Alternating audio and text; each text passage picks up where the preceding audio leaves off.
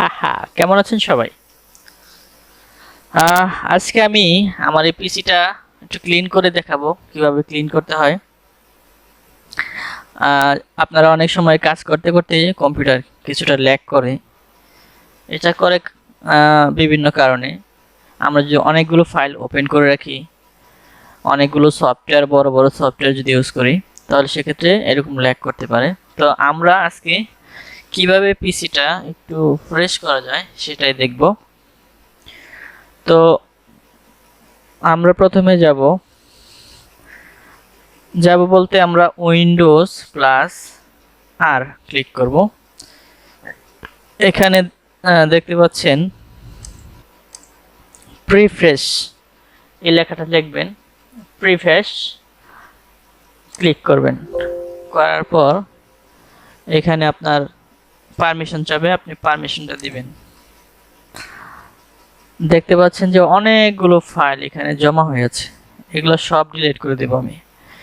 তো কন্ট্রোল এ দিয়ে প্রত্যেক সবগুলো সিলেক্ট করব, তারপর ডিলিট বাটন চাপবো। যেগুলো ডিলিট হবে না সেগুলো স্কিপ করবেন। তো এখানে দুইটা ফাইল ডিলিট হয় নাই, আমি সেগুলো স্কিপ করলাম, কেটে দেই এবং আবারও উইন্ডোজ আর। এখন লিখব আমি যে পার্সেন্টেজ শিফট চেপে পার্সেন্টেজটা লিখব, লিখব app data percentage app data, আবার ওই পার্সেন্টেজ আইকনটা দিবেন, তারপর ওকে করবেন। এখানে প্রত্যেকটা কন্ট্রোল এ দিয়ে সিলেক্ট করবেন এবং ডিলিট করে দিবেন। যেগুলো ডিলিট হবে না এগুলো স্কিপ করবেন, আবার স্কিপ। আবারও উইন্ডোজ আর। এখন লিখব পার্সেন্টেজ টেম্প, এই যে নিচে আমি আগে ব্যবহার করছি এগুলো টেম্পোর, মানে টেম্পোরারি যে ফাইলগুলো ওপেন আছে সেগুলো ক্লোজ করে দিব। ওকে, দেখতে পাচ্ছেন অনেক কাজ করেছি, এগুলো সব টেম্পোরারি ফাইলে জমা হয়েছে। এগুলো কন্ট্রোল এ দিয়ে সিলেক্ট করব, ডিলিট করে দিব।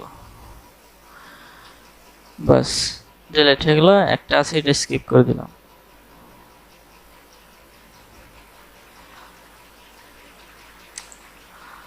তারপরে আবারও উইন্ডোজ আর,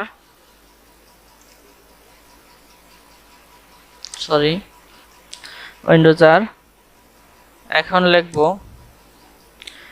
টি আর, এটা কেটে দিই, টি আর ট্রি এটা দিব এবং ওকে করব। এই হলো মোটামুটি রিফ্রেশ করার সিস্টেম। তারপরে ম্যানুয়ালি ফাইল থেকে রিফ্রেশ করা যায়, জাঙ্ক ফাইল ডিলিট করা যায়। তো এই ভিডিওটা যারা পিসি ইউজার, নতুন পিসি অনেক সময় ল্যাগ করে, তাদের জন্য। তো ভালো থাকবেন সবাই, আল্লাহ হাফেজ।